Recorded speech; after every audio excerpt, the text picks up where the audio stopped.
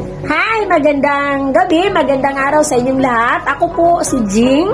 Meron po akong ipakilala sa inyo ang napakagandang trio product ng Yes to Healthy Life. Una po, ito pong ating Yes to Healthy Life natural juice with sodium ascorbate. Napakarami na po na natulungan nitong produkto na to.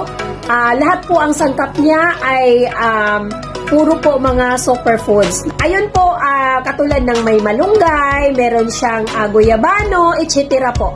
So, ito po ay napakaganda product ng Yes to Healthy Life, ang ating juice na 18-in-1. Ang pangalawa po, ito pong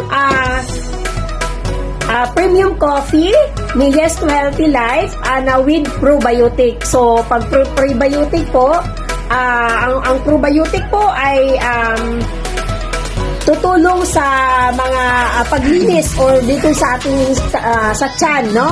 So, ito ay napakaganda din. Meron siyang 16 na sangkap.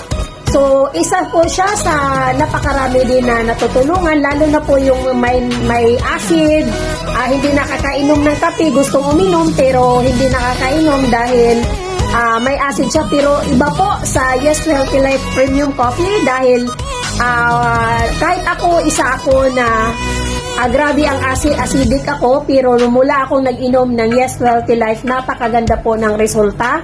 At saka lalo na yung mga hindi nakakatulong, itry nyo po ang Yes Coffee.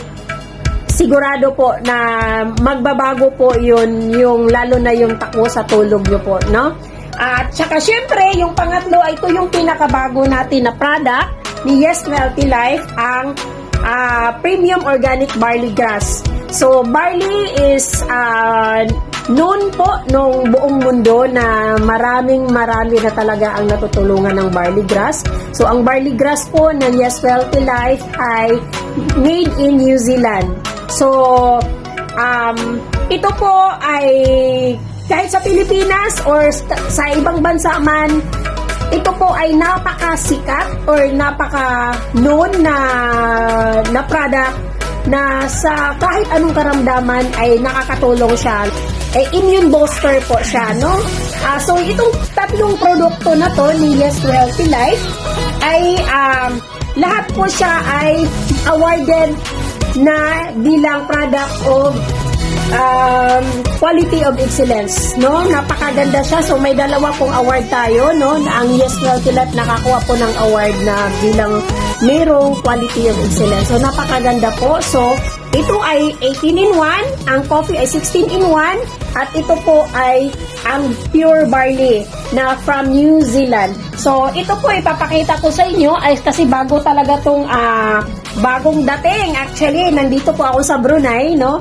So, kanina lang, hinati dito sa akin. So, pero yung mga marami nang bumili na mga kakilala natin or sa grupo or sa family ko, tested talaga po ang barley. So, ito, itry nyo rin. O, kung sino yung gusto.